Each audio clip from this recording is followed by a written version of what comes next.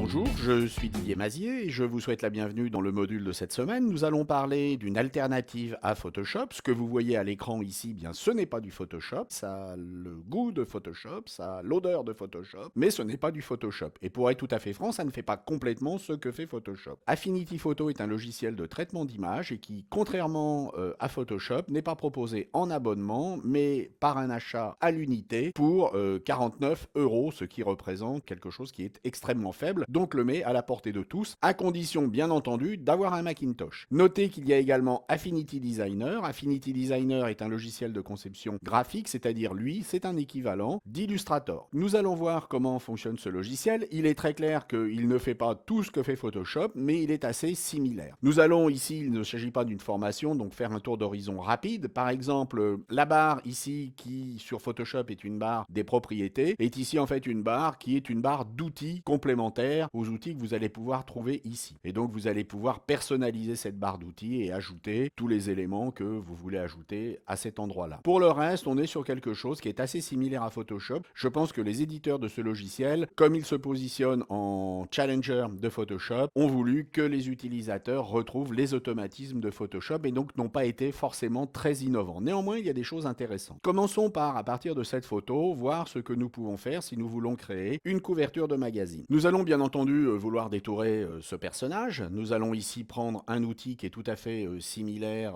à l'outil de sélection rapide de Photoshop et nous allons sélectionner notre personnage. J'ai terminé mon détourage et vous constatez que j'ai pris pas mal de choses supplémentaires, c'est-à-dire ici les cheveux, ici par exemple les cils. Pourquoi? Eh bien tout simplement parce que à l'instar de Photoshop, nous allons pouvoir ajuster cette sélection. En cliquant ici, nous allons pouvoir faire un affinage de la sélection qui correspond sur Photoshop à l'amélioration du contour. Nous allons donc prendre ici un pinceau et nous allons passer sur les contours que nous voulons affiner de manière à obtenir une semi-transparence lorsque je vais détourer ce personnage et le remonter sur un fond de couleur. Ici, nous avons entre guillemets travaillé un petit peu à l'arrache, mais bon, on peut être beaucoup plus soigné. Nous allons demander, comme avec Photoshop, que cette image soit sur un nouveau calque avec un masque et nous allons appliquer. Et vous voyez que comme dans Photoshop, nous avons notre détourage, que notre détourage est assez fin. Nous allons voir maintenant comment placer une image qui va se trouver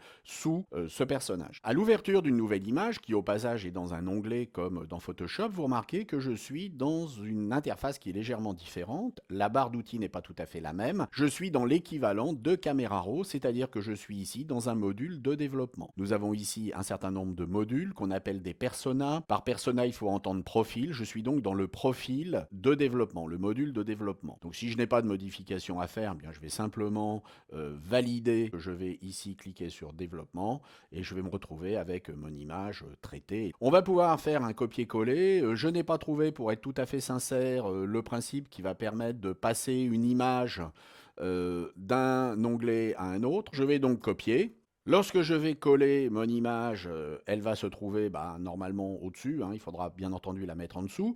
Notez que le raccourci Alt avec la molette permet de pouvoir travailler ce que l'on veut faire. Donc ici, la touche majuscule ne contraint pas. Il va falloir travailler avec la touche commande et qui présente l'avantage de contraindre à partir du centre. Et bien entendu, pour faire une rotation, bien par disposition, nous allons faire une rotation 90 anti-horaire de manière à trouver notre arbre à peu près comme nous le souhaitons.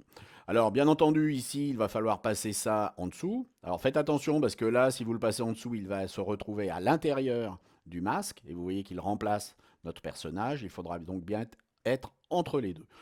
Avec notre touche Alt, nous allons toujours réagrandir notre image. La touche barre d'espace permet de déplacer notre image dans notre fenêtre.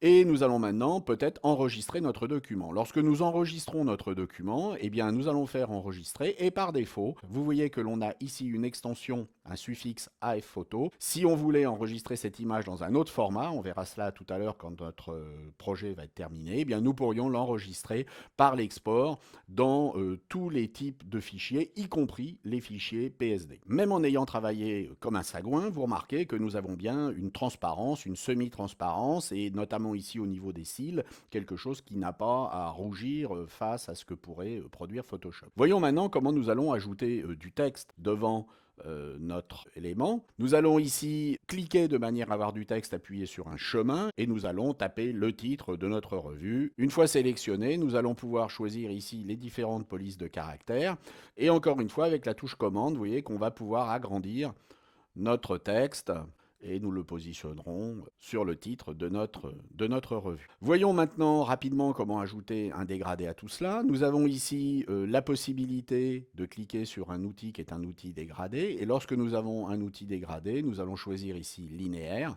Nous sommes dans un dégradé linéaire.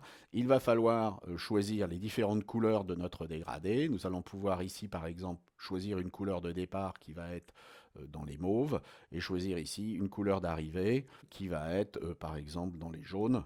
Nous allons changer d'outil. En ce qui concerne le dégradé, nous pouvons, comme avec Photoshop, en changer l'orientation, c'est-à-dire très précisément obtenir ce que l'on veut. Il nous reste à voir les effets, puisqu'on peut appliquer des effets sur des calques dans Photoshop. Pouvons-nous appliquer des effets? Eh bien oui, nous allons pouvoir appliquer des effets. Ici, par exemple, nous allons ajouter une ombre externe.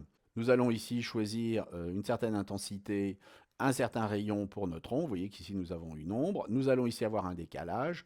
Nous allons avoir ici une intensité.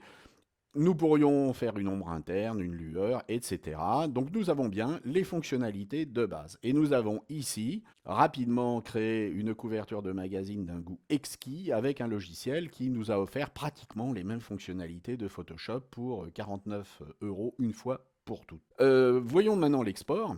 Lorsque nous allons exporter, nous allons avoir le choix entre PNG, JPEG, GIF, TIFF et PSD, ce qui fait que nous allons pouvoir éventuellement retravailler ce fichier avec Photoshop. Voilà, j'espère que tout cela vous a intéressé. Encore une fois, nous n'avons pas ici un équivalent de Photoshop. On ne peut pas comparer un logiciel qui vient d'arriver et qui émerge avec un logiciel qui existe maintenant depuis 1990, c'est-à-dire pratiquement plus de 25 ans. Mais néanmoins, c'est une alternative intéressante pour les petits budgets, je pense aux étudiants, aux PME par exemple. Je vous souhaite à tous de faire de très belles images, alors avec Photoshop ou avec Affinity Photo, ça sera à vous de décider avec quoi vous avez envie de travailler.